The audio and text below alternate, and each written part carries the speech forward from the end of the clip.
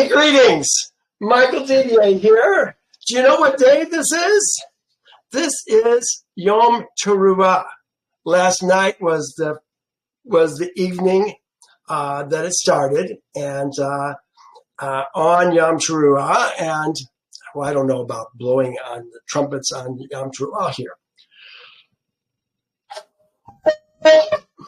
Well, yeah, that's ready.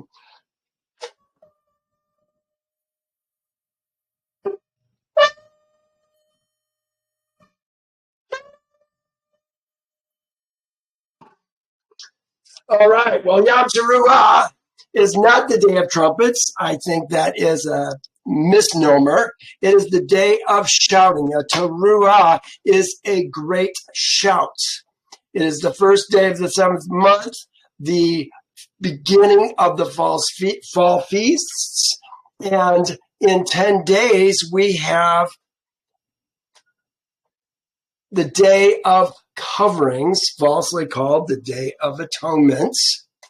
On this day, the ark is covered, anointed, the tabernacle is anointed, the priests are anointed, and all Israel is, in a sense, anointed as well.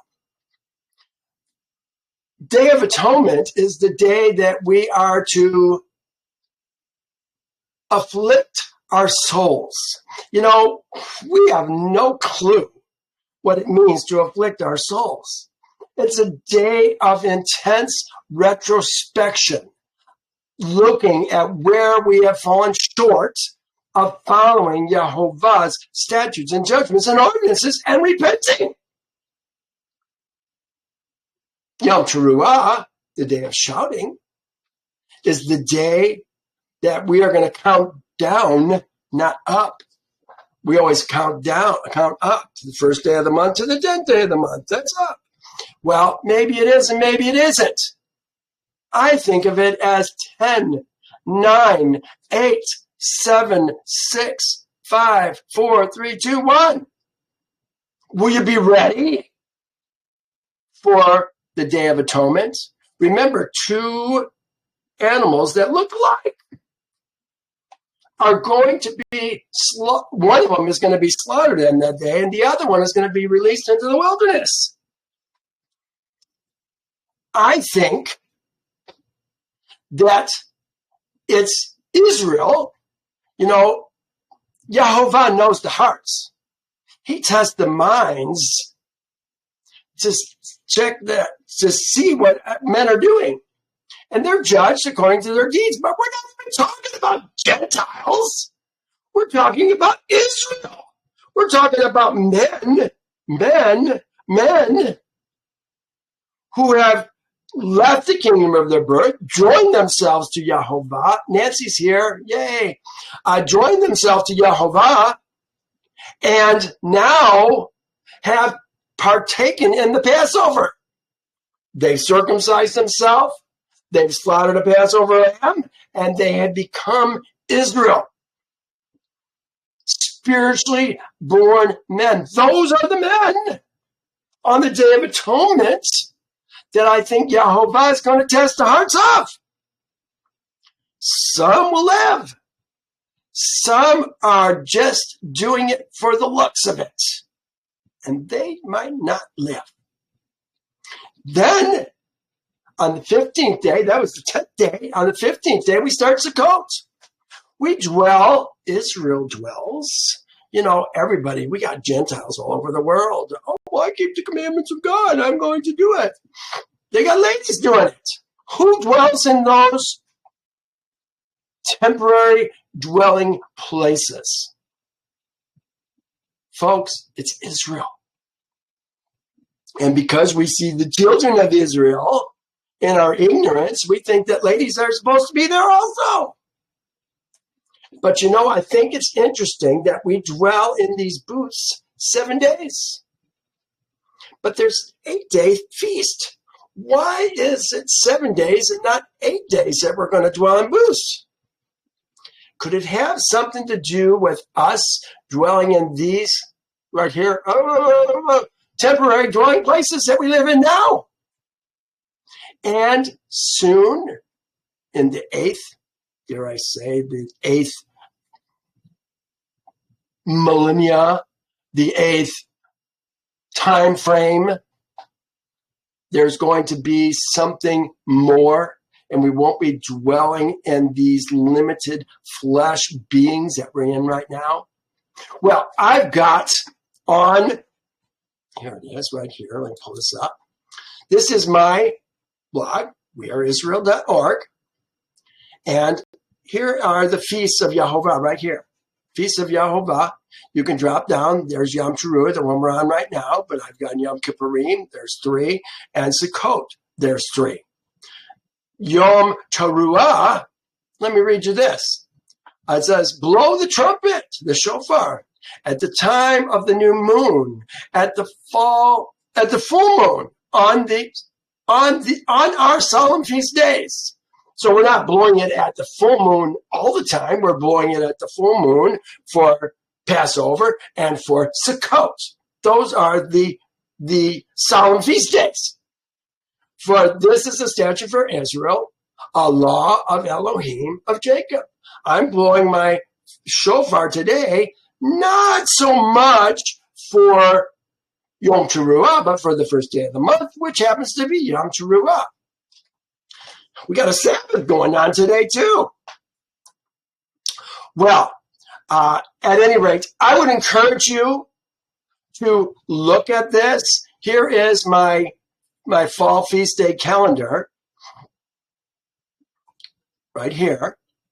I've updated it today, or actually 2 days ago on the 3rd, so that I guess it was not last night, the night before last, that I had done that, or maybe it was yesterday. Now that I think about it, I forget. At any rate, I did it on the 3rd, and the evening of the 4th. Oh, I know what it was. They looked for it on the 29th day of the month from Israel, and it wasn't there. So it had to be the 4th. I knew it was going to be the 4th, and so I was able to confirm it as being the 4th. That's what happened. And so the 4th, that evening, was when Yom Teruah started, and then today, the 5th, is the first day of Yom Teruah, be done at sunset. Here's the feast schedule, just so y'all are interested. If you're interested in it, this is where it's at. All right. I know that had nothing to do with our class, but I think it's important. We need to honor Yehovah's feast days. First, though, you have to become Israel. That's why you get 2 chances, the first month and the second month, to keep the Passover. Don't keep the Passover, scrap the rest of the feast, because they got nothing to do with you, folks. And I'm talking to men. I'm not talking to ladies.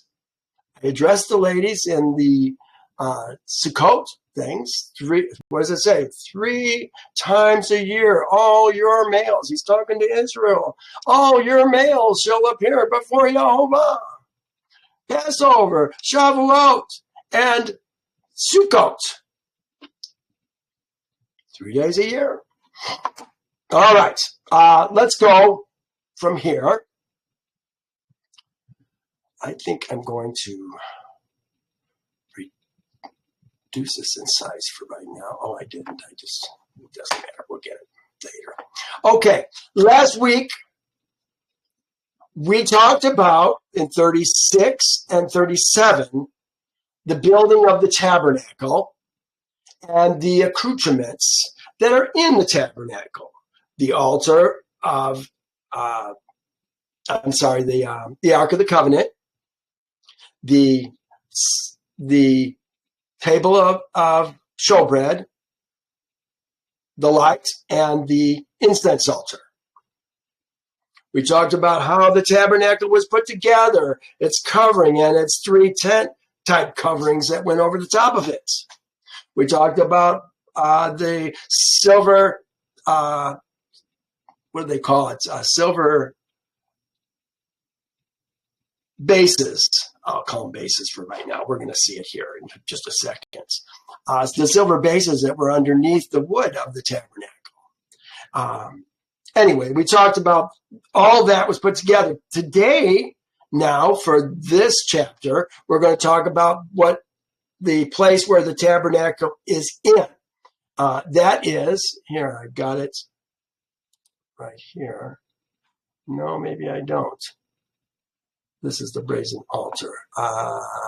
We'll get a picture of it later.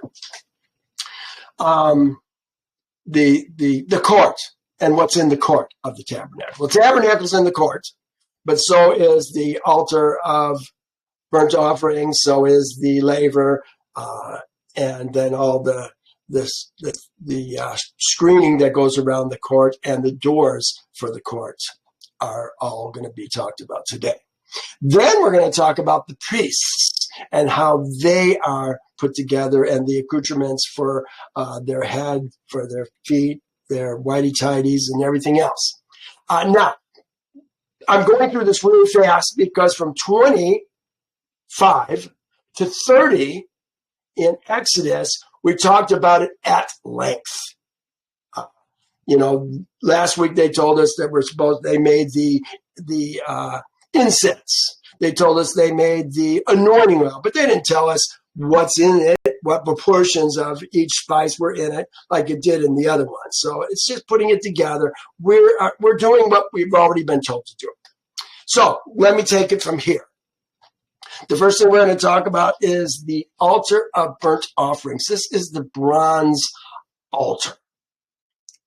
It's where we're going to do the kata'ah, the olah, the shalamim, the stuff that gets burned from the shalamim, and other kinds of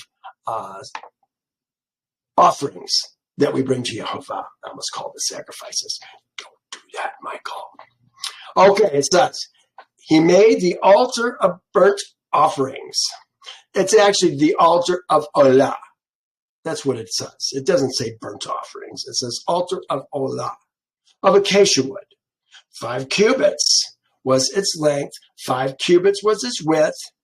It was square with a height of 3 cubits. So we're talking about 5 cubits. Remember, a cubit is 18 inches, so we can go, each cubit converts to 1.5 feet.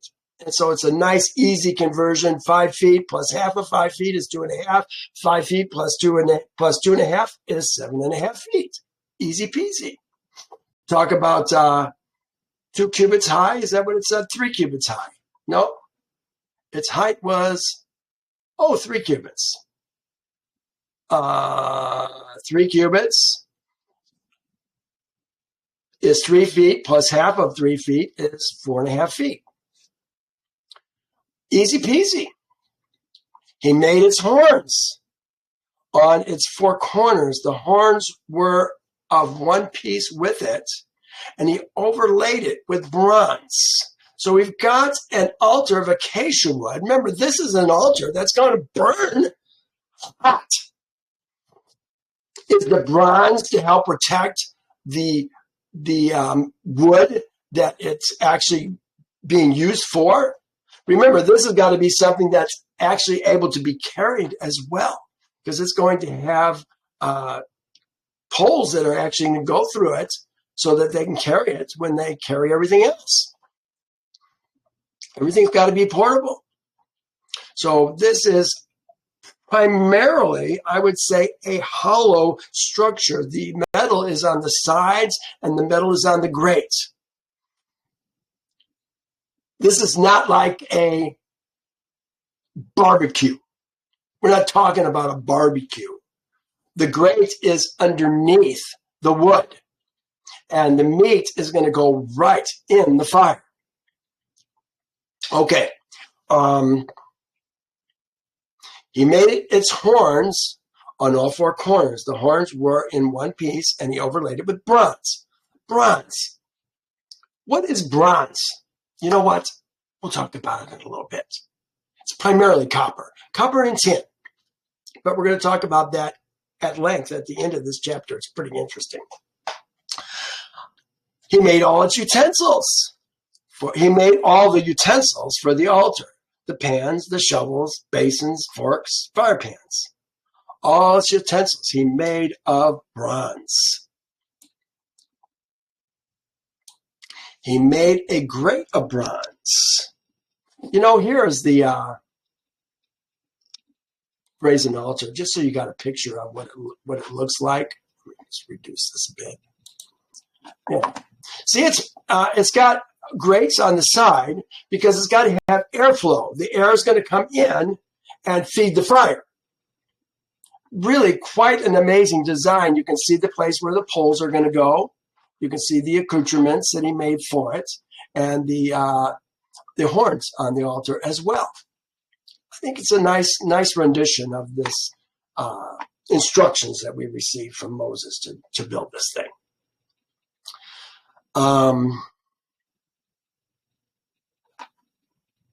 He made a grate of bronze. Read that. He cast 4 rings. Here it is. Oh, you know what? Maybe I'll leave that open. He cast 4 rings for the 4 corners of the bronze grating. It's a holder for the poles. And he made the poles of acacia wood and overlaid them with bronze. I always wonder how they did this. Do they dip the wood in hot bronze? How did you do that? I have no clue. Then he put the poles into the rings on the side of the altar with which to bear it. He made the altar hollow with boards. He made the laver of bronze. Oh, then it says he's making a laver of bronze. So now we're talking about a laver of bronze. Here's a laver. And we got a few things to say about this too. He made the laver of bronze and its base of bronze. It says from the bronze mirrors of the serving women who assembled at the door of the tabernacle of meeting. Oh, my Elohim. O-M-E. I don't say O-M-G. Oh, my Elohim. Look at what it actually says. There's nothing about women here. And they actually did put tabernacle of meeting. That was better. But is it the tabernacle of meeting? That's what we're building right now, is the tabernacle of meeting. The Mishkan. That's what we're building. So they couldn't bring it to the tabernacle of meeting, the Mishkan. They brought it to the tent of meetings. They did say do that as meeting. That was good, but it's not a tabernacle. It's a tent. It was a tent of meeting. That's what we use. That's where Yehovah met with Moses. That's where Moses went in. That's where Joshua went in. I don't even know if the elders went in. Maybe the elders went in, but none of the men went in. Remember what it said when Moses went in and the fire came down or the smoke came down and Yehovah filled the tent? The men watched from their tents. They didn't go to it. Much less, much more, how do you say that? Much more the ladies. There's no ladies here. There will be eventually. But the ladies are not coming to the tent of the tabernacle meeting. These are men who are coming to the tabernacle meeting. Here's the translation that I worked out. And he made a brass laver and the base of brass and a base of brass from the assembly's mirrors, the assembly's mirrors who assembled at the door of the tent of meeting, tent of Moab. These aren't ladies. These ladies are not coming here. These are men who are coming here. Probably they put ladies here. This is King James Version. Maybe they just figure, oh, well, these have mirrors. Must be the ladies' mirrors. If the ladies have mirrors and the men, and the ladies are in possession of the men, does that mean that the men have the mirrors? Is it the men who could bring the mirrors? Here's what King James says. And he made a laver of brass, and the foot of it of brass, of the looking glasses of the woman. But you notice it's not there. They added the words. assembling, which assembled at the door of the tent of meetings. No, there's not ladies here. Not going to happen. Remember, this is a place where we're meeting with Yehovah. There's not going to be ladies going into the tabernacle, into the court. They're not even going into the court. The men can go into the court. They're not going into the tabernacle, the holy place. Only the priests can go into the holy places. Except when the ladies are in trouble. Then the man and his woman can be brought in by a priest. And there's a test that happens, but it's only when the ladies are in trouble. Ladies don't go into these places. Okay, let's continue. Now we're going to talk about the court.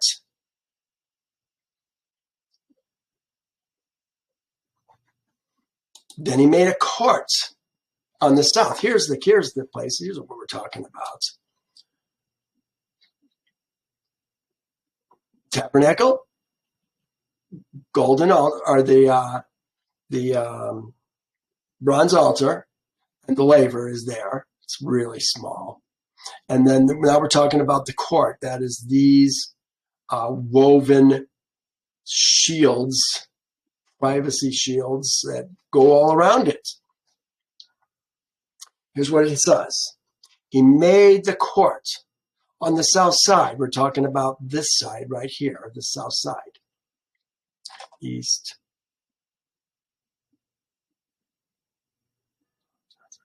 Maybe that's the north side. We're talking about the south side here. I may have my sides mixed up. He's talking about one side or the other. It really is not that important. He made the court on the south side. The hangings of the court were of fine woven linen, 100 cubits long. That is a long weaving job. It's 100 cubits. Remember, we said 100 cubits could be 100 feet, plus half of 100 cubits is 50 feet. We ended up with 150 feet.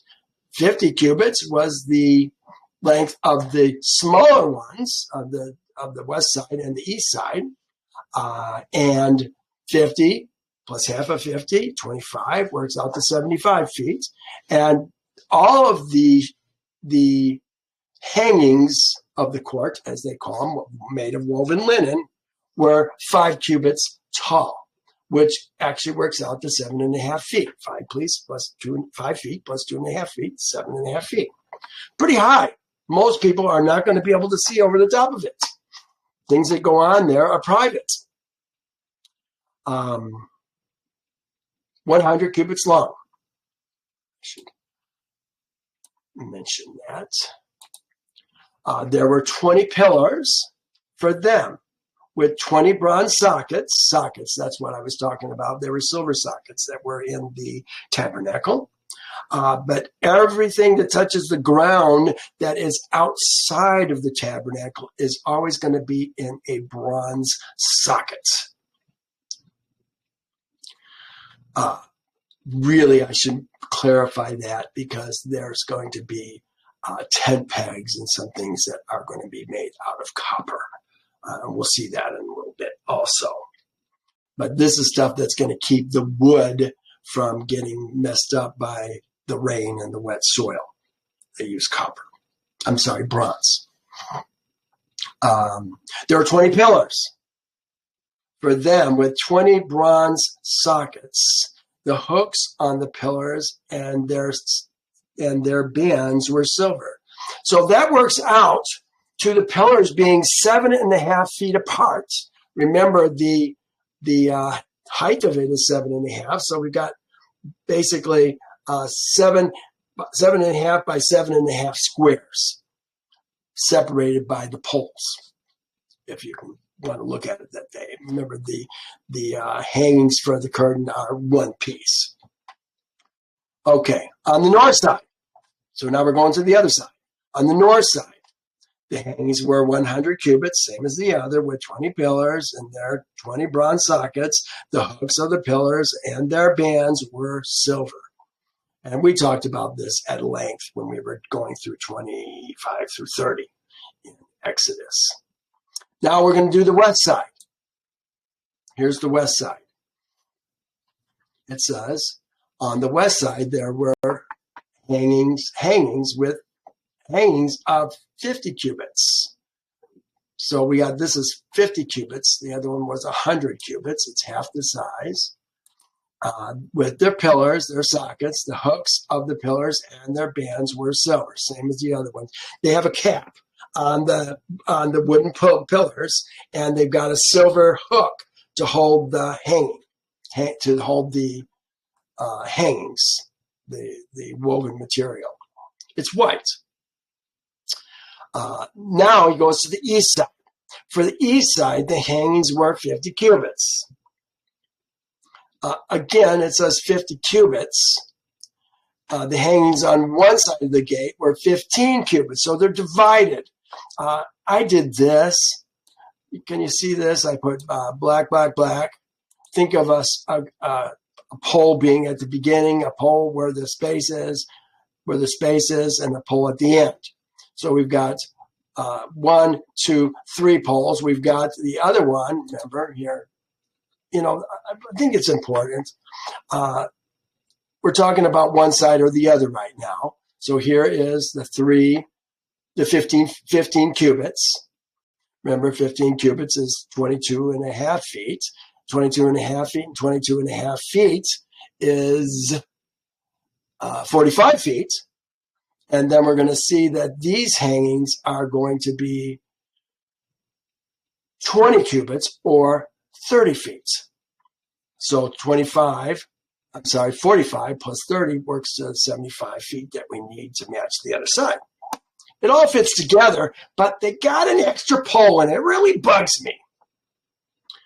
The drawers, they can figure it out, but they don't have the extra pole. So we put in this pole, and this pole to handle this section of curtains. This pole already was there.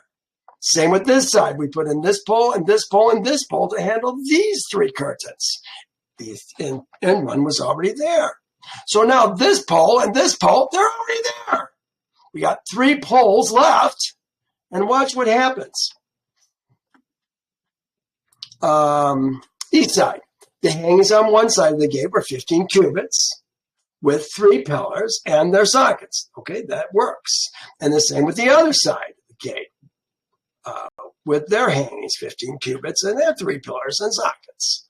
All the hangings of the court around were fine woven linen. So he's talking about all these hangings are fine woven linen. All the white is fine woven linen. The rest of it is embroidered fine woven linen. Let's take a look. The sockets of the pillars were bronze. The hooks of the pillars and their bands were silver. We already got that.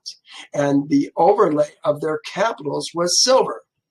And all the pillars of the court had bands of silver. The screen, that's what we're talking about now. This is the purple.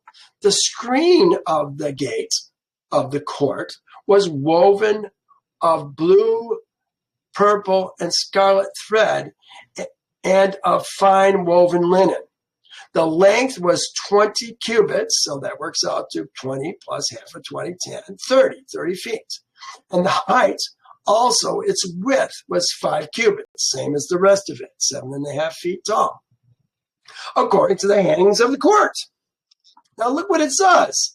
And there were 4 pillars with their bronze sockets, with their 4 sockets of bronze. I get 3. They picture 3. How do you get 4? I don't think that's correct. Remember, Torah does have mistakes, folks. You've got to read it carefully. We've found dozens of mistakes. in Torah. And we're going to see lots and more before we're done. We've got to remember line upon line, precept upon precept, here a little, there a little. That's how you find out what's going on. A lot of things we have in our minds don't fit Torah. And so when we read it, we think, oh, well, we must not know. No, read it carefully. Think about how it's put together. Everything else makes sense in the tabernacle. But there's an extra pillar here. Here, like what I hear. Yeah, seems like there's 3 pillars, right? Let me go put that back up. There it is. All the pegs of the tabernacle and of the court all around were bronze. You see the material. Remember, there's 4 coverings that are going over the tabernacle here. Each one of those pillars has a rope attached to it, and it is grounded with a bronze. Yeah, no, I was saying bronze. Bronze is copper. That's copper. Bronze covered with bronze stakes. So I was right. Everything that touches the ground is bronze. Bronze is 88 to 87.5% copper. The rest is tin in those days. Brass today has got some other things going on with it, zinc and manganese and some other things. All the pegs of the tabernacle and the court all around were bronze. This is the testimony. When they say this is the inventory, he's talking about all the things that we've just been talking about in the last 4 chapters of the tabernacle. The tabernacle of the testimony, which is counted according to the commandments of Moses for the service of the Levites. Look what it says, though, by the hand of Ithamar, the son of Aaron, the priest. Sounds like Ithamar was the one who codified, wrote down these instructions. It makes me wonder, was he involved in writing the better parts of Exodus? I wonder. Just speculation on my part, but I see this and it makes me wonder. Bezalel, the son of Uri, the son of Hur, of the tribe of Judah, made all that Yehovah had commanded Moses, and with him Oholiab, the son of Achisamach, of the tribe of Dan, an engraver and designer and a weaver. Oh, it says a weaver of blue and purple and scarlet. You know, I really think we're talking about not woven. We're talking about embroidered. I may be wrong, but I think we're talking about something that is embroidered. He says a weaver of blue, purple, and thread. Remember, it says weaver, but you got to take that with a grain of salt. We're putting it into English. And a fine linen. All the gold was used. All the gold that was used in the work of the holy place. That is the gold of the offerings. Remember, it's the gold of the gifts. It's not offerings, it's gifts. We talked about that at length. Was 29 talents. We're talking about gold now. 29 talents and 730 shekels. Now, I did some research on this. I did this back in 2009. I know that because the price of gold was $993. Now gold is 3 times that, close to $2,700. I guess that's, close. We'll be at 3,000 before long. So I did some calculations. First, I had to find out how many shekels are in a talent. And it turned out to be 3,000 shekels, or in a talent. Once I had shekels, then I added the 87 to the 730, which is what we had right here, 730 shekels, and we ended up with the 87,730. Then I had to figure out how much grams are in a shekel. So I multiplied that out, and I got total grams. Then I divided the grams by the amount of ounces that are in a, I don't have it with me, darn nuts. I don't have my ounce of silver right now. And ended up with 3,500 ounces times the gold, the price of gold at that time. And you know what? I think this is wrong. I think this should be 31. I got 28, but I think it should be 31. So it actually is a little bit more valuable than I'm stating. $35 million worth of gold in today's prices. Well, in 2009's prices, went into that tabernacle. So if we were to put this times 3, we'd be looking at $1 billion. No, $100 million of gold that went into this tabernacle. Isn't that interesting? Now, keep in mind, gold is going to go up to probably close to $1,500 before, or $15,000 an ounce before we're done. Food for thought.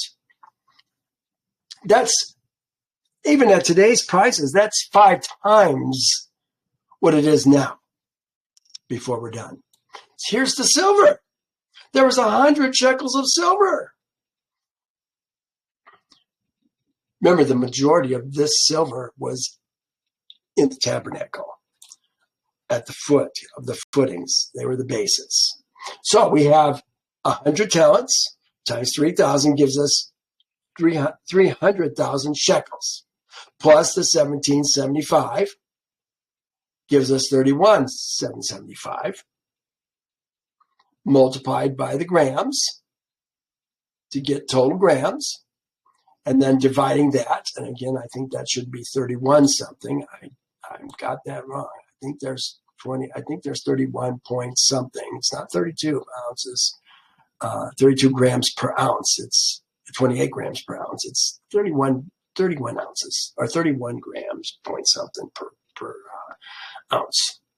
But work that out with ounces, and we ended up with 121,000 ounces of silver.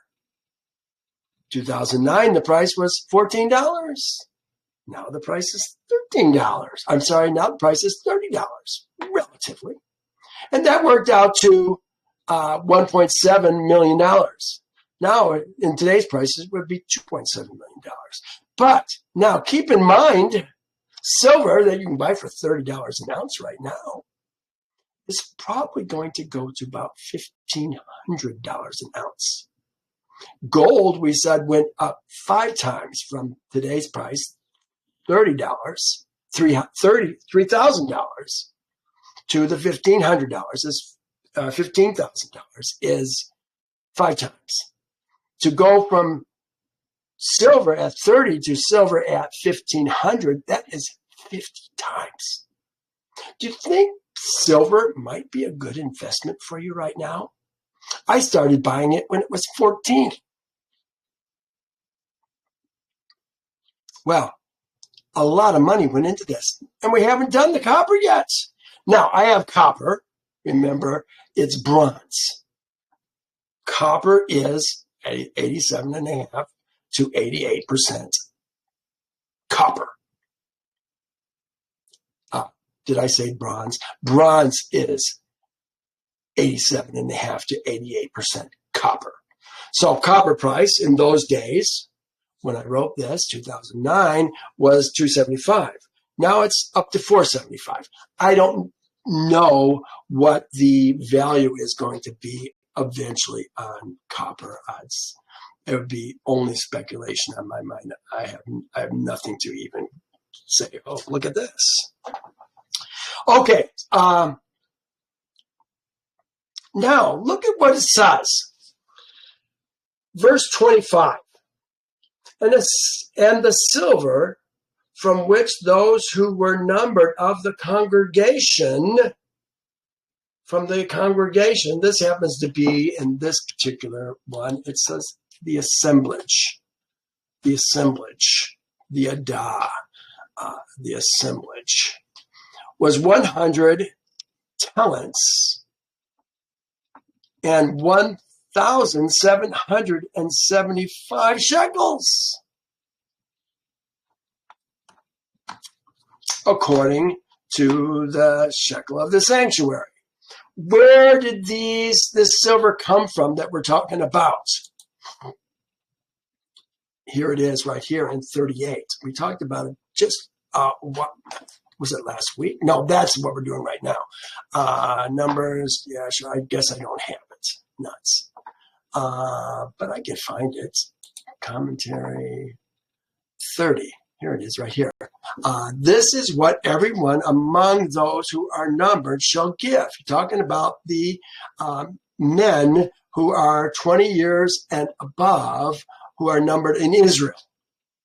Remember, we came out 600 strong, and now we've got a few extra more. Some men have come of age, some men have died, but apparently more people have come of age than have died. This is what everyone among those who are numbered shall give. Half a shekel, according to the shekel of the sanctuary, a shekel of 20 gerahs. The half shekel shall be an offering to Yehovah. This is what we're talking about right now, is this offering that went to Yehovah. A bekah for each man, half a shekel. That is a half a shekel, according to the shekel of the sanctuary. For everyone included in the number from 20 years old and above, for 603,550 men. Now, this number, 6,300, 550, or 603,550 men is numbered in several places. And I think it's interesting to do this because one thing I think this is interesting. Remember, we were talking about the congregation of Israel's seed. And I speculated that might be the Ger and the Ezra. And I had a proof for showing you why I kind of felt that way. But now I see the same word being used. And we're talking about the congregation. This is Israel's seed's congregation. We came out 600,000 strong plus Ger. Male heads of families. Mixed male heads of families. They weren't Israel. They were Ger who were coming with us. But now they're talking about the congregation. They're talking about all the men of Israel. So it makes me rethink what I thought about the congregation of Israel's seed. Maybe it's the assembly of Israel's seed that we're talking about, and we're talking about just Israel's seed. Remember, we talked about this in the context of who's bringing the offerings to Moses for the gifts to build the tabernacle. And I speculated that maybe the Ger were bringing them as well. But now I have to rethink that because I think, remember, it's the Ger who dwells with you, just like the woman who dwells with you and your children who dwell with you and the ox and the goat that dwells with you. It all goes through Israel. And we saw this last week when we talked about what it said in Yashar. It was only Israel's seed that was bringing these offerings. So this 503,000.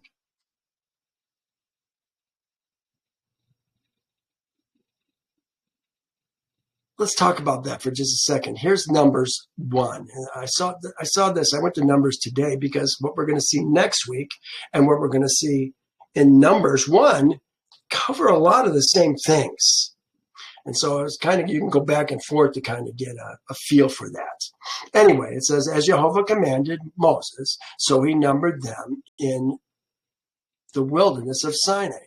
Now the sons of Reuben, Israel's oldest son, their genealogies by the families, by the father's house, according to the number of every male individually from 20 years old and above, all who were able to go to war. So if you're not one of the seed of Reuben, you weren't counted. This is going to be the same for Simon and Levi and all the people, all the sons of Israel.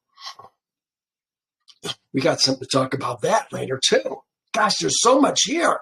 So all that were numbered of Israel's seed, Bnei Israel, by their father's house, from 20 years old and above, all who were able to go to war in Israel, all who were numbered were 603,550. Same number.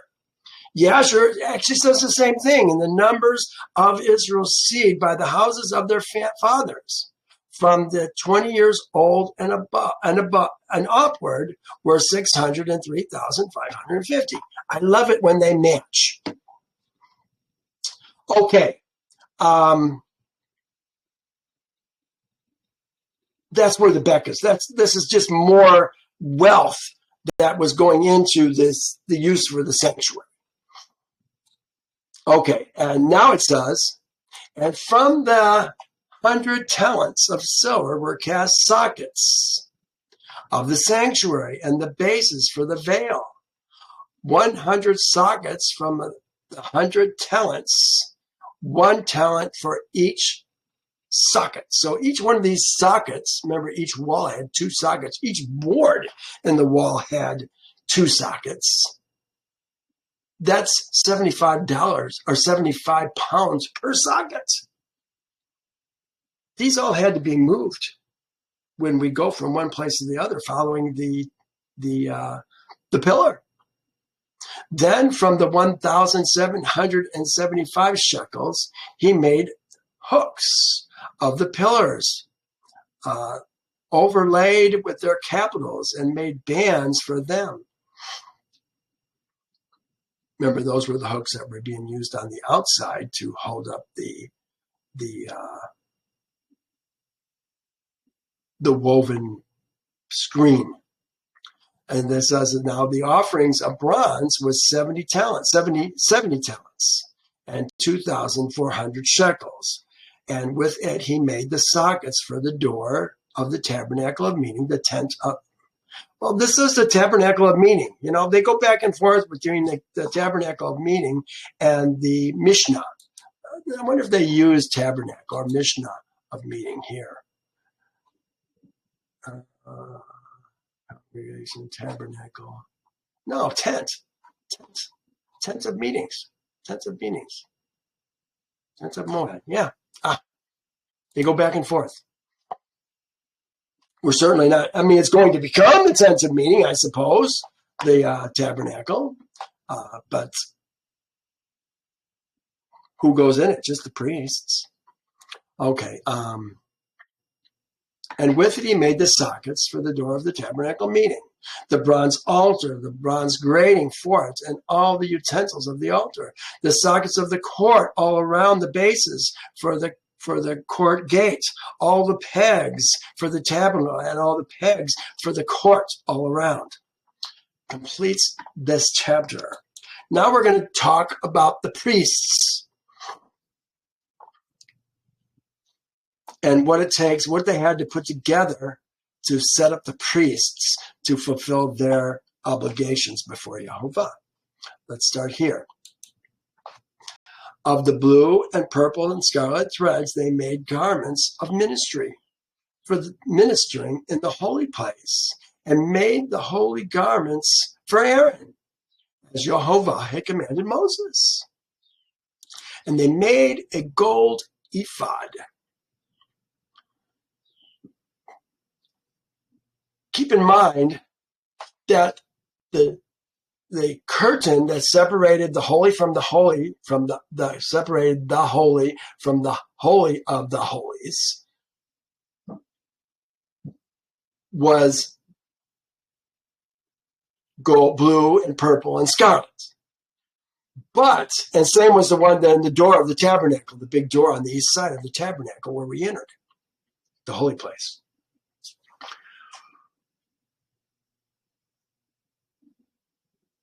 This garment, the ephod, had gold woven into it as well. That sets the high priest ahead of everybody. Here is the priestly garments. This is what we're talking about. This is the ephod. It goes front and back. It's got a sash. But this is the ephod that we're talking about right now. So let's kind of follow through this. He made an ephod of gold, blue, purple, and scarlet thread, and of fine woven linen. They beat the gold. See, now they're telling us how they're doing the gold because they haven't told us that before. And they beat the gold into thin sheets and cut it into threads to work it in with the blue, purple, and scarlet thread and the fine linen into the artistic design. They made shoulder straps for it to couple it together. So there's going to be shoulder straps on top here.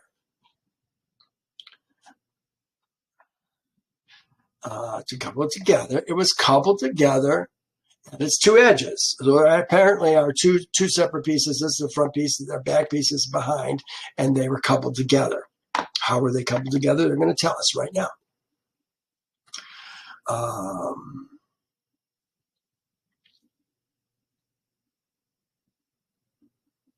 Where did I be? Oh, there it is, coupled together. And the intrinsically woven band of his ephod, I think that's the band of the ephod, is this thing right here, kind of the belt.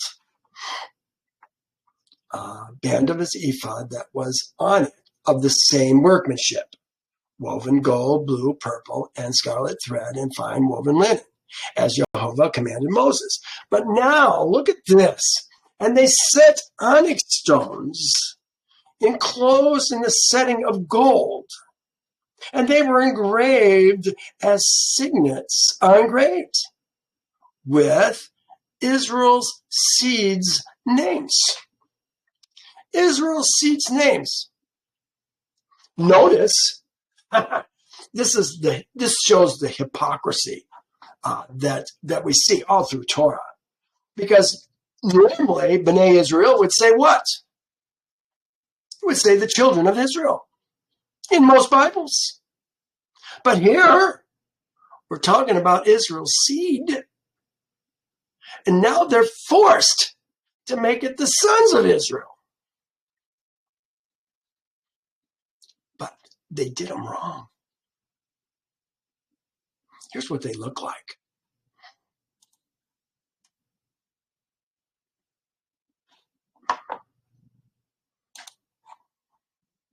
We'll use this one, I guess. Reuben, Simeon, Levi, Judah, Issachar, Zebulun, Gad. No, that's Gad. Naphtali, Gad. No, Naphtali. This is Gad and Asher. I forget what this one is. Naphtali. It's going to be short. Then we had Joseph and Benjamin. Where's the tribe of Joseph? You see, they didn't put the names of Israel's seed. They put the names of Jacob's seed. The flesh sons. We're talking about the spiritual sons of Israel. And there is no tribe called Joseph. Is there? Yosef. No. We got Manasseh and we got Ephraim. So what names were on it? Now I've got two pictures of these same names. But we don't think it out. We don't understand the difference between Jacob's sons and Israel's seed. Are they the same? I want to challenge your thinking. We've got to dig deeper. Here's what the other one looked like. I'll show it to you just for the heck of it. Same thing. Same names.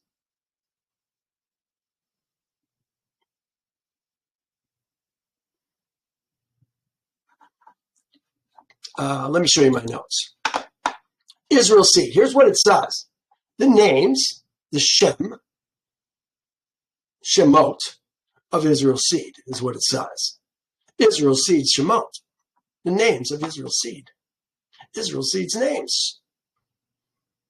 I just want to remind you, this is Genesis 48:5. And now your sons, Ephraim and Manasseh, this is Jacob talking to Joseph, who were born to you in the land of Egypt. Before I came to you in Egypt, are mine. As Reuben and Simeon, they shall be mine. Do you hear what's going on? This is Israel saying this. I said Jacob, but this is Israel saying this. He's Israel right now. They're his. Now, think about this.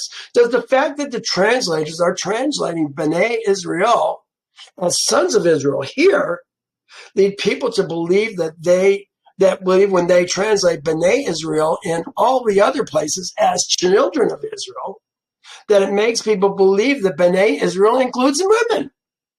I think it does. But their hypocrisy gets showed up when they have a situation like this, so they call them sons of Israel. But people are so confused. And some, I dare say, are willfully ignorant. That is, dumb on purpose.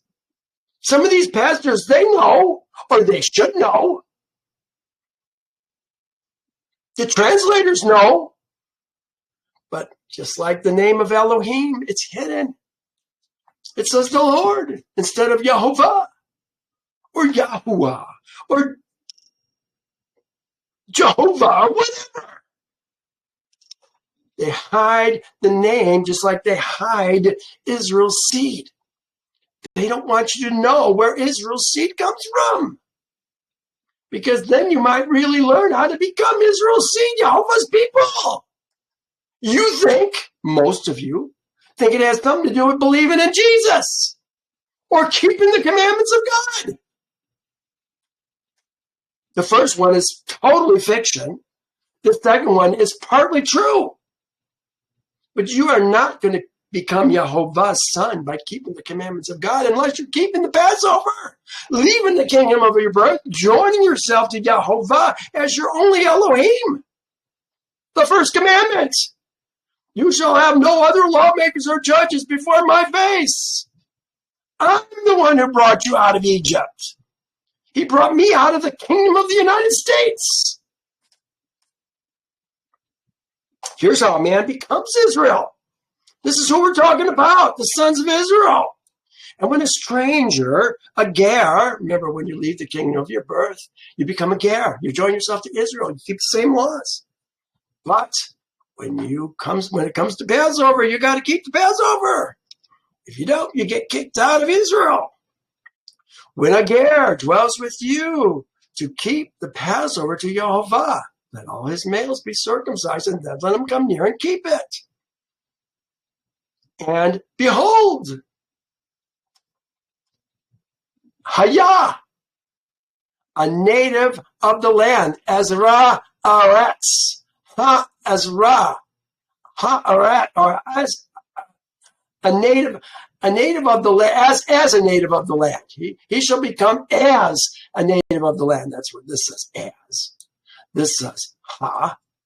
This is Ezra. This is the native-born son, a native of the land. Remember, it's about the land and the seed. Yehovah said, I will give you land and the seed, land and the seed. Your seed shall be as the sands of the sea and the stars of heaven.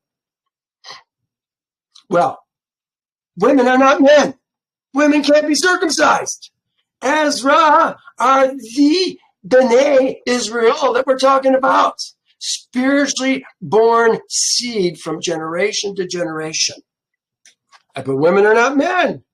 We must all learn the duties and responsibilities of a man and the duties and responsibilities of a woman in Yahweh's kingdom. Well, so whose names should we have on the signet that we're putting on the priest's shoulders? Let me show you this.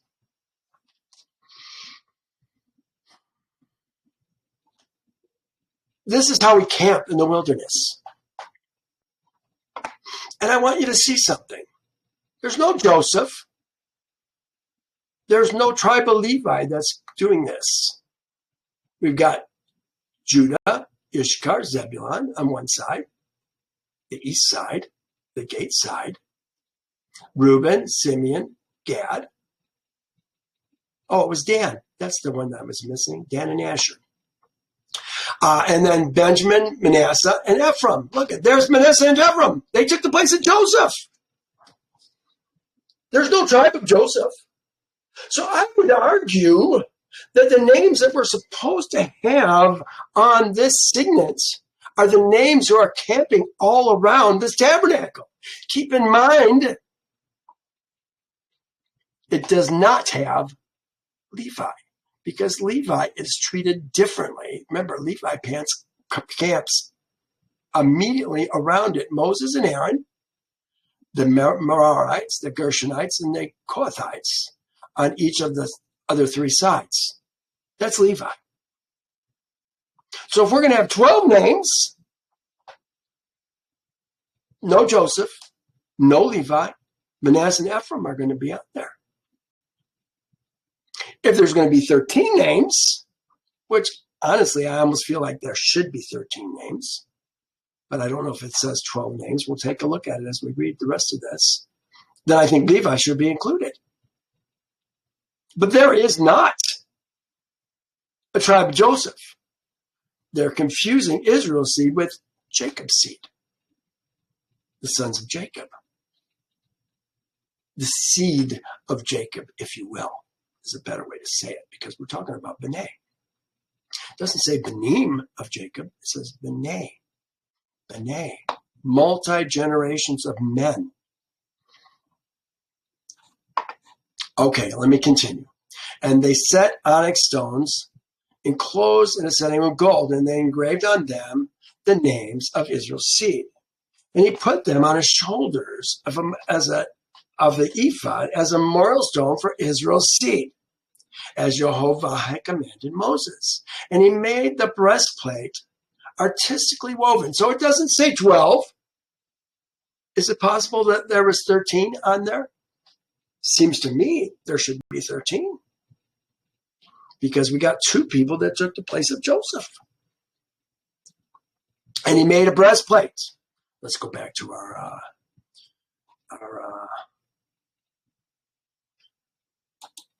what do we had here? I didn't really want to reduce that. So let me put this back up and put this up too. Oh.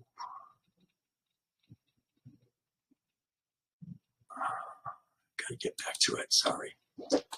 I want this one. Okay. And he made a breastplate. This is the breastplate right here. It's going to have the stones on it. There's going to be a pocket also in it for the two stones that look alike. We'll talk about those later.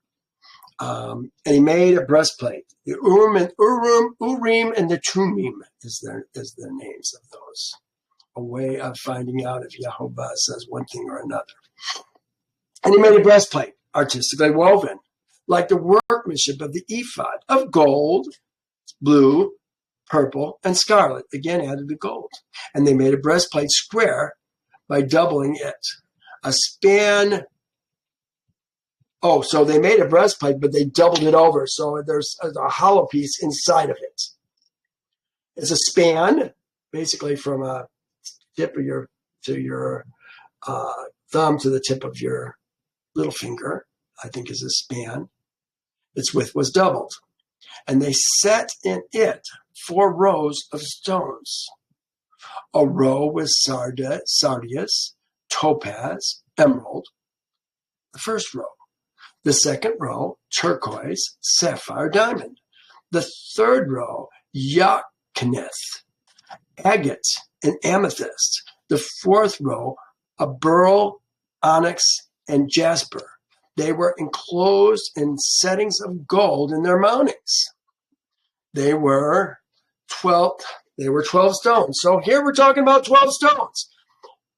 Look at it. There were 12 stones according to the names of Israel's seed. So now they're doing 12 stones on the breastplates. Does it make sense that they would have 12 names on the signet things on their shoulders? And if that's the case, who did they leave out? It has to be Levi. It has to be Levi.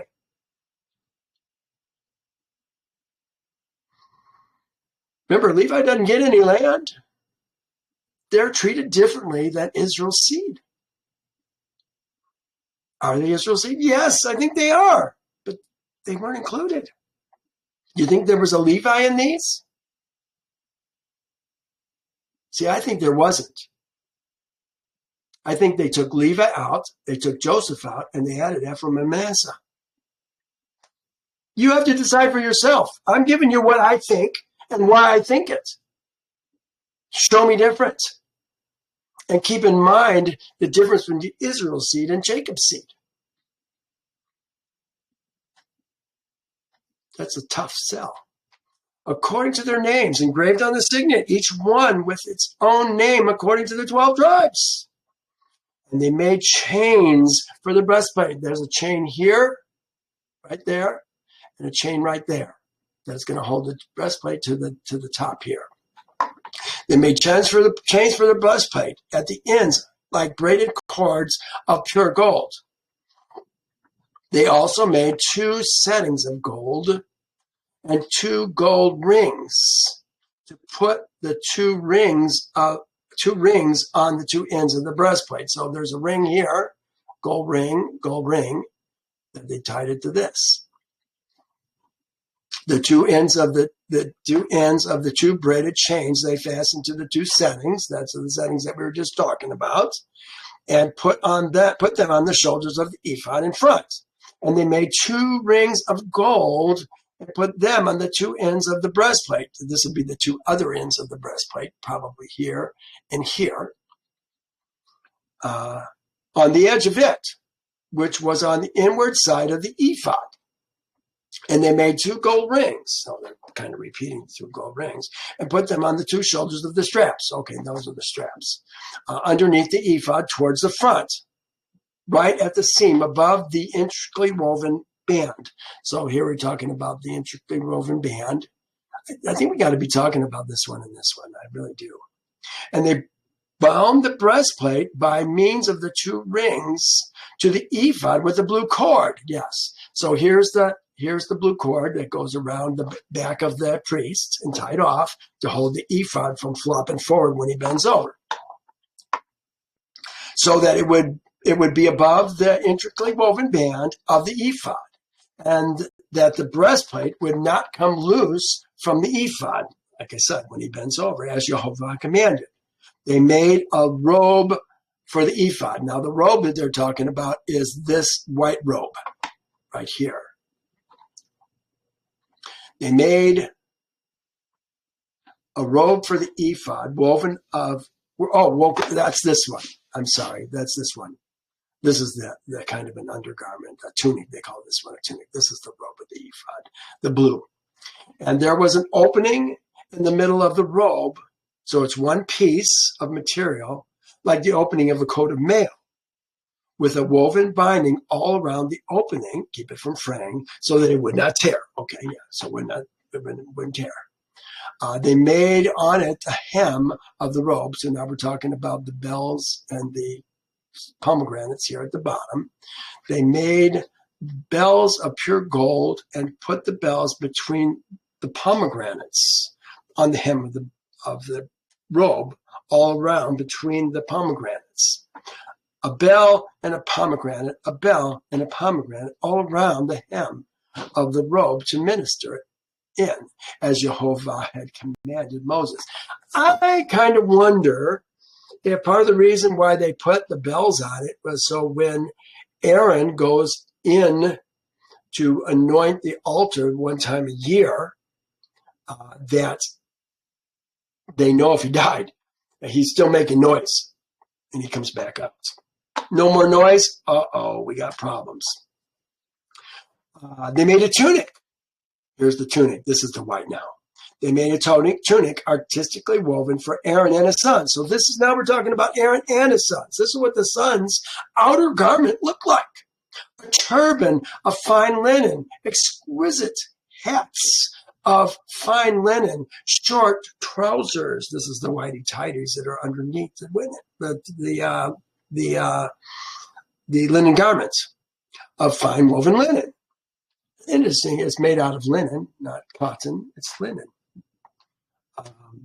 And a sash of fine woven linen with blue, purple, and scarlet thread. So the boys had their outside covering was the linen tunic with a sash that was a different color, fine purple, gold, scarlet, as Yehovah had commanded Moses.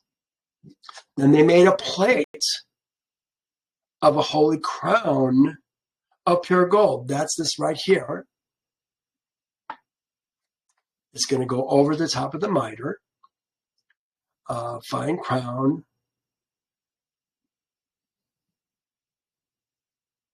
And wrote on it the inscription like the engraver of a signet, holiness to Yehovah. And they tied it to a blue cord. The cord is what's going to hold the crown on over the turban. They tied a blue cord to fasten it above the turban as Yehovah commanded Moses. Thus, all the work of the tabernacle, of the tent of meeting was finished. And Israel's seed did according to all that Yehovah had commanded Moses. So they did. And they brought the tabernacle of the tent. No, they brought the tabernacle to Moses. I wonder if they put Mishkan here or if they put, must be Mishkan. I didn't look it up. They brought Mishkan, the Mishkan. Yeah, the Mishkan. Brought the Mishkan. And they brought the Mishkan to Moses. The tent, remember the tent is what goes over the top of the Mishkan, and all the furnishings, its clasps, its boards, its bars, its pillars, all its sockets, the covering of ram skin dyed red, the coverings of badger skin, and the veil of the coverings, the ark of the testimony with its poles and its mercy seat. They're bringing it all to Moses. The table, all its utensils, and the showbread. The pure gold lampstand with its lamps, the lamps set in order, all its utensils and the oil for the light, the gold altar, the anointing oil, the sweet incense, the screen for the tabernacle door, the bronze door, the bronze altar. It's great of bronze, its poles, its utensils, the laver with its base, the hangings for the court, its pillars, its sockets, screens for the court gate, its cords, its pegs, all the utensils for the service of the tabernacle, for the tent of meeting. Here it does say tent ohel of moed, and the garments of ministry to minister in the holy place, the holy garments for Aaron and the priest, and his sons' garments to minister as priests. According to all Yehovah had commanded Moses, Israel's seed did all the work. Then Moses looked over all the work. And indeed, they had done it. Yehovah commanded, just so they had done it. And Moses blessed them. Moses blessed the Baruch, bless them. And that is the end for today. Next week, we're going to be talking about the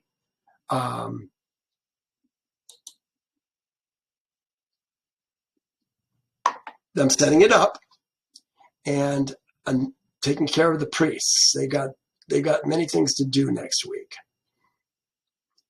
They're putting it all in order. And we're also going to go over a short portion in Yasher that talks about the same day. All right. Well, I've given you a ton of stuff today. I hope that you can grasp it all. If you do, make sure you look at the fall feasts. I also have a document on my website before I leave. It is called, where would it be? Let's open this up. Let me go to my website. Where would it be? Feast of Yehovah. This might be it. Just click on the feasts. Yeah, this has kind of a